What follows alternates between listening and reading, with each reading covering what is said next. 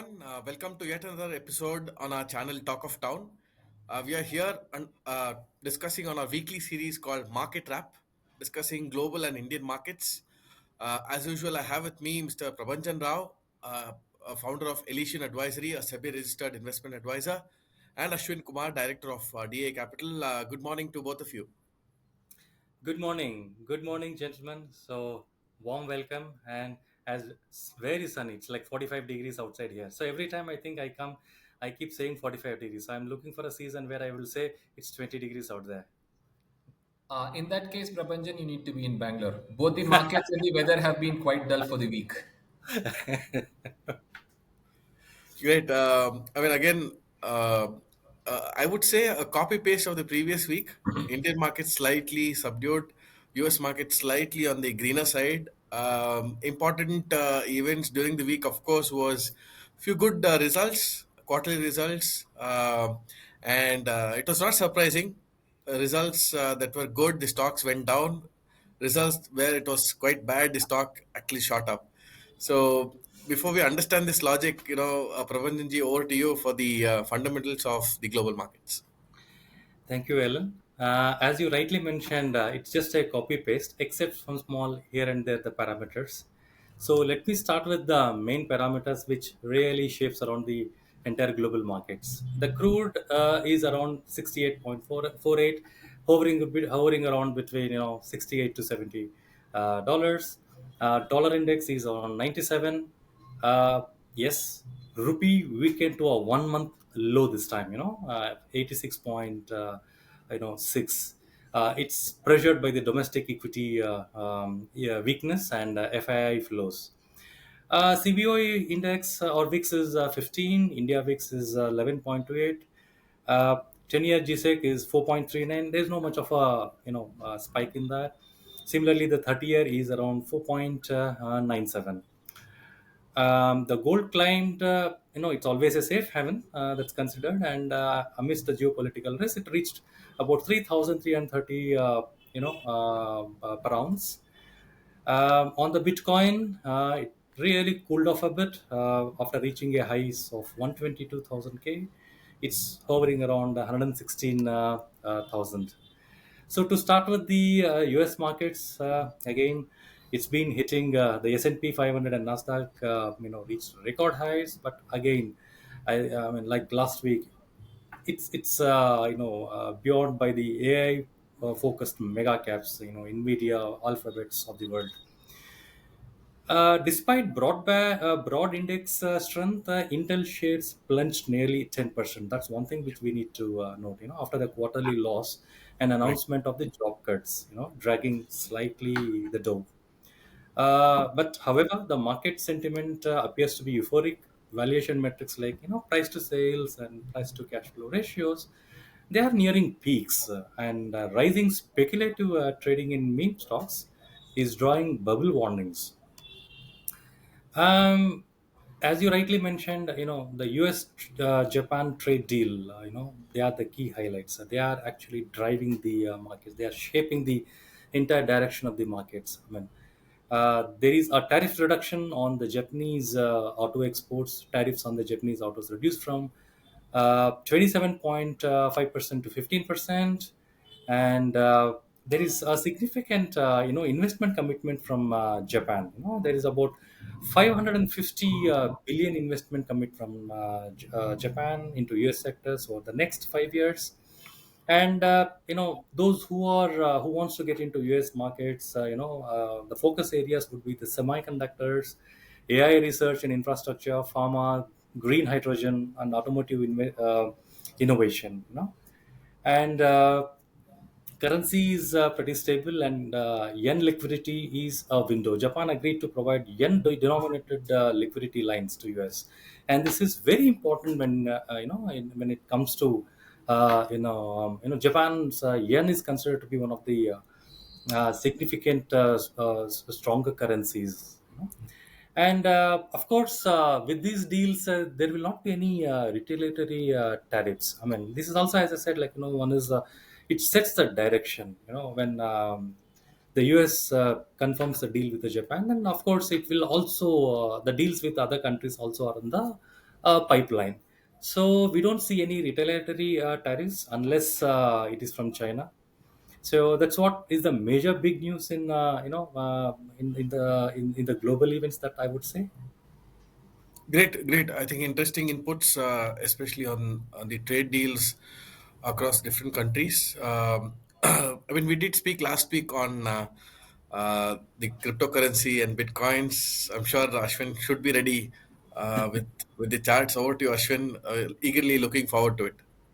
Absolutely. So, Prabhanjan, you need to clarify to our viewers that you are in Dubai, and that's why you are clocking 45 degrees, because otherwise we'll be left wondering which part of India is currently quoting 45 degrees.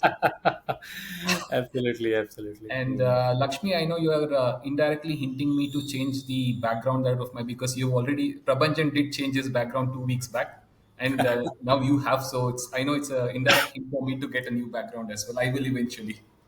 But for now, before I move to the Bitcoin, U.S. markets, continuing to rally on the back of six, seven stocks. Not really too excited. Like I said, unless and of course you have other guys coming and pitching in or giving their shoulders, I am not too happy with the investing at the current levels, because such rallies can kick in euphoria and suck a lot of investors' money in and get them trapped. So I would want to exercise caution. So somebody who's already long, I would look at unwinding their positions, but fresh longs to be definitely avoided. Gold and silver had a intra-week, sharp uptick, and I think most of it was erased during yesterday's session. So thereby it was kind of, so somebody who's looking on a weekly to weekly basis, closing basis, it's more of a muted week, but it definitely had an intra-week volatility. Crude was marginally negative, so not much changes there. And moving to the Bitcoin part, so I was. Trying to see what happens in Bitcoin, Lakshmi, is we need to be aware that there are a lot of symbols in Bitcoin. Yeah. When you go into a technical chart, but I wouldn't be worried too much of what we are looking at, but it's just that the uh, pattern that it's appearing on the chart is what we'll be talking about. Just give me a second.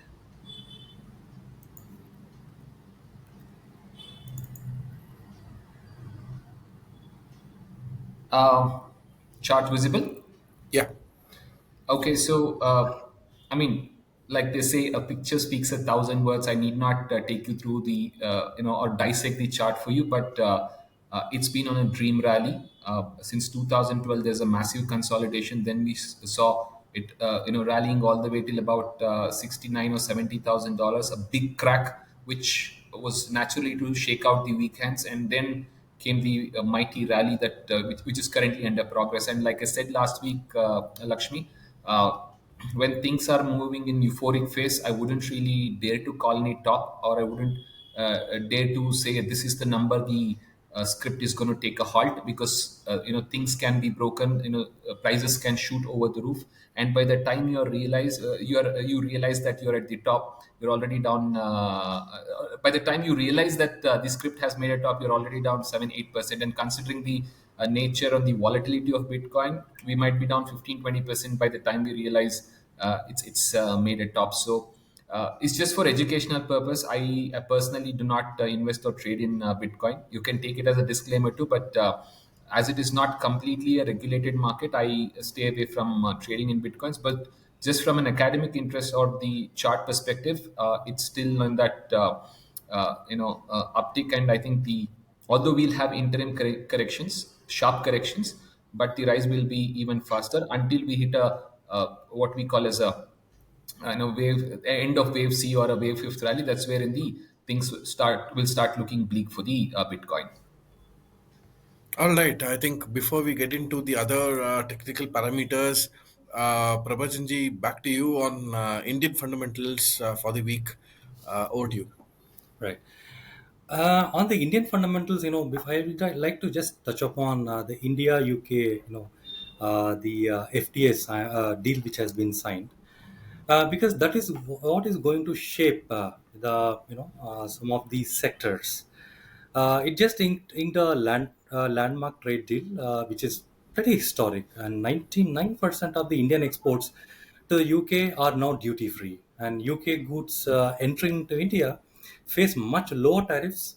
I mean, certain things like whiskey, auto components, machinery will all come under this. And the bilateral trade goal is about 120 billion by 2030, which is which is huge. So, which sector benefits is Indian MSMEs, textiles, leather, some engineering, pharma, and IT firms and audit firms also get easier UK access.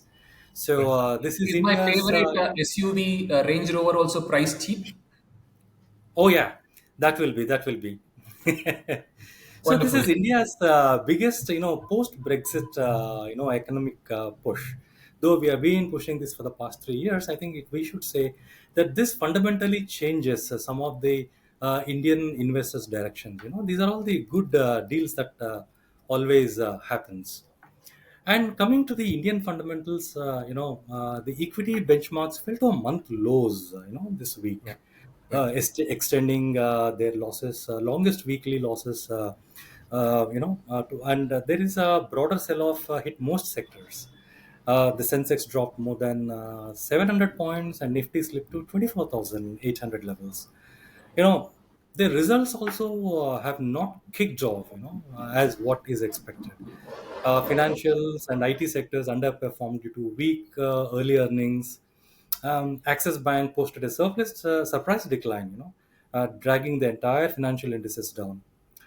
And if you see the HDFC and ICICI Bank, they delivered a robust set of numbers, and these are the only two biggies which they have delivered a good set of numbers. An interesting point, Ellen, here to notice, the Bajaj Finance.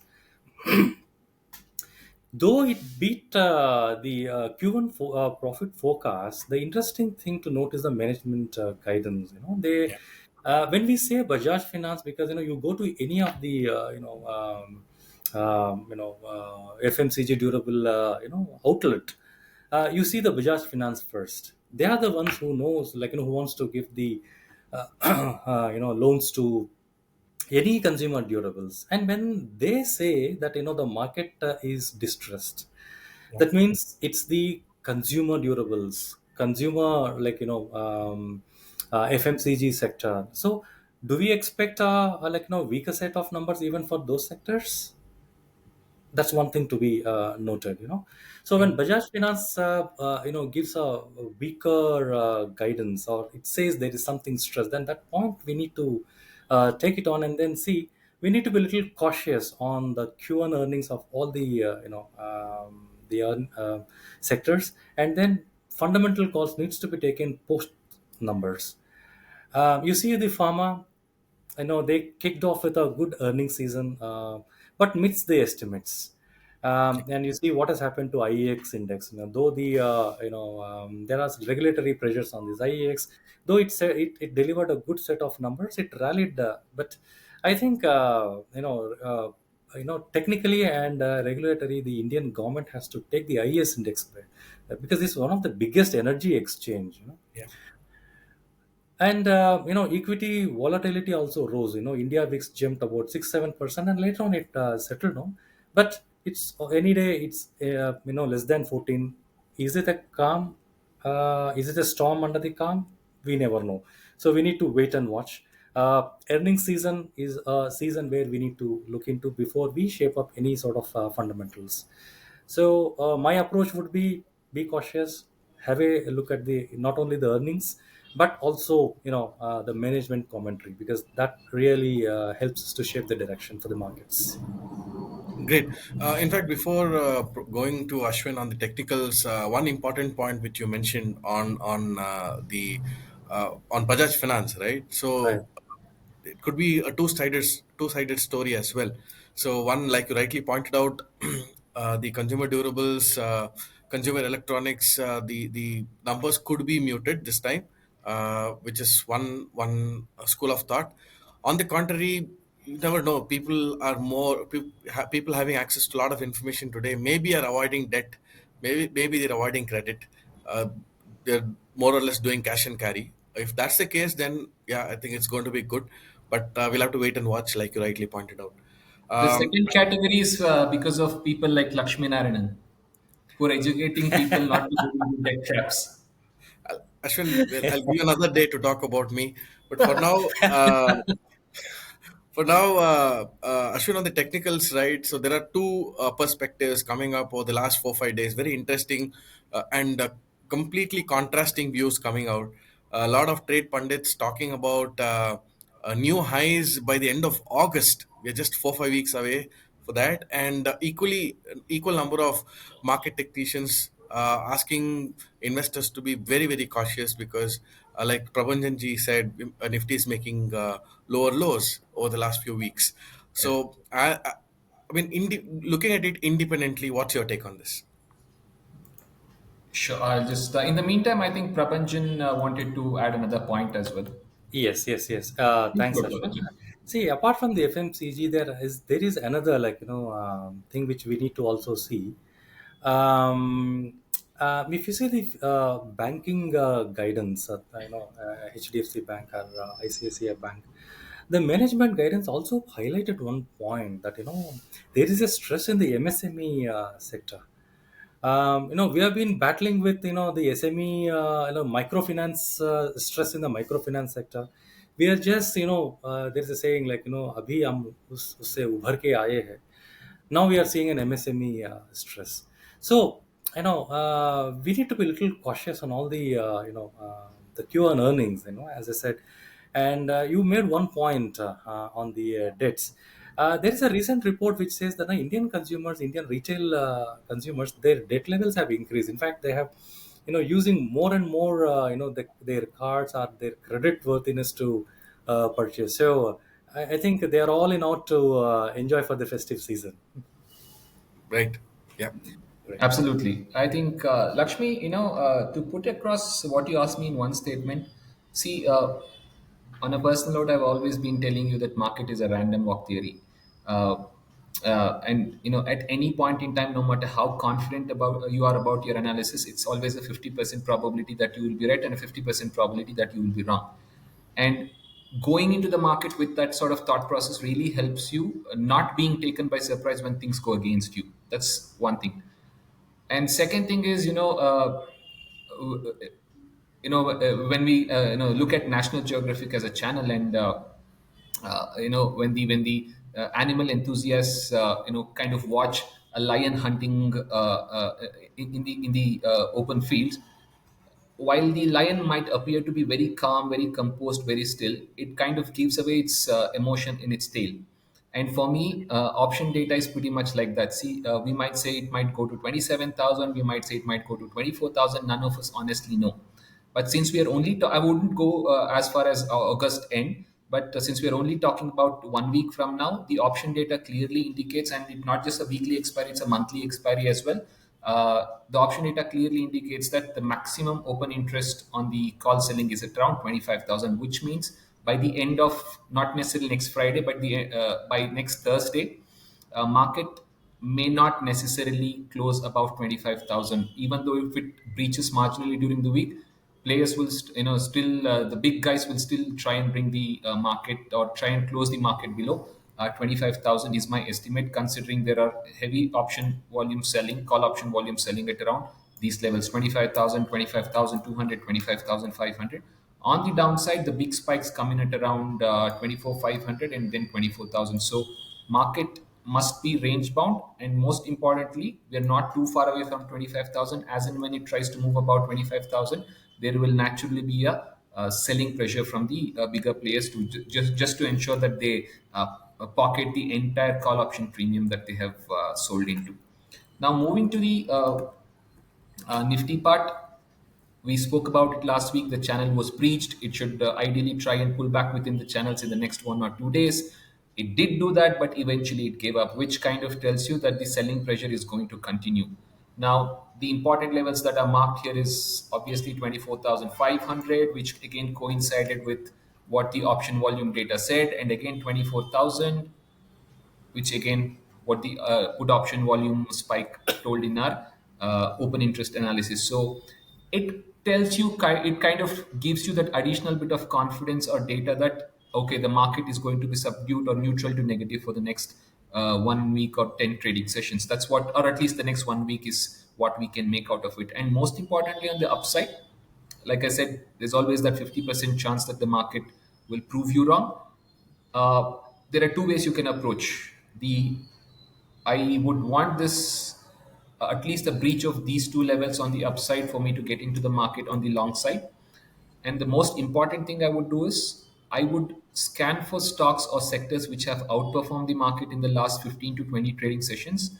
And in case Nifty starts shooting up, I will be under the assumption, or I will go with the view that these are the sectors which is again going to outperform the market, and I'll only target those sectors which have the highest potential to move up, rather than trying to invest on any other, any stock or any Nifty stock just because the market is moving up. Because let's not forget, we are entering into a phase wherein only a few selective stocks will move the market, or a few cyclical rotation of sectors will move the market, and it will not necessarily be a broad market rally.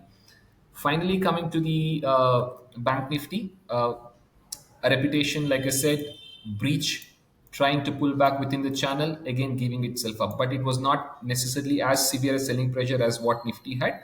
But overall, a muted to negative week, and I believe this negative trend will continue for the next neutral to negative trend will continue for the next 1 week until we meet next time, Lakshmi. Okay, very interesting. I mean, if our viewers who are long-term investors, Q for you is I think you would have noted the levels on Nifty 24,500 and 24,000. If you're a long-term investor, close your eyes and keep buying at those levels. You'll eventually end up making a good compounded annual growth rate on your portfolio. Before I leave you, gentlemen, a quick question to you. With a lot of options available today, I can invest in Indian equities, US equities, I can invest in commodities, I can invest in debt, I can also invest in crypto. Given a choice, where will you put your money during the course of this week at these levels, assuming you can invest only in one particular asset class? I will start with you, Prabhanjanji. Okay, I mean, any day I would go with an Indian equity. Any day, any day. I mean, but with a small correction that I don't do go for a week. But if I do it, I do a thorough fundamental research, and I will go for many years or months. Yeah, of course. I was just talking about the entry point. So you Okay, still would stick with Indian equities. Indian equity. Great, Ashwin, over to you. Oh, absolutely. I mean, there is no second thought about it, and you know it. So, like we spoke last time, any correction I'm buying into the Indian market, because yes, we will have corrections in between, and the corrections will be limited to the extent of 5, 8, 10% fine. I mean, the last 1 year we have seen massive news flows coming into the market, and Indian markets have survived it. And predominantly, I also gave a reason. It is just because of the money flow that the Indian market is seeing. So any correction, sometimes I wish there is more correction so that I can buy things cheaper. But wishful thinking never works in the market. But to answer your question, I will be only hunting to put my money into stocks and sectors which show a promising, and that too in the Indian equity space, Lakshmi. No doubt about it. Great. I mean, just summarizing both your inputs. Yes, Prabhanjanji. Yeah, sorry. I just wanted to give a quick disclaimer. Whatever stocks I have discussed on this platform, myself or my clients do not hold any positions on that. Great. I mean, summarizing both your views, I think if I'm a long-term investor, it's good to stick with Indian equities, probably keeping in mind a staggered investment approach, Absolutely, and that will absolutely. give you one of the best results. Thank you. I mean, as always, the discussions on this channel is for educative purposes only. It does not constitute any sort of investment advice. And stay tuned. We'll be back in a week's time. Until then, take care. Thank you, gentlemen. Thank Thank you. you, and Bye. have a super Elysian day. Oh, that's a very nice put. Thank you so much. Bye bye. Baby, I'll show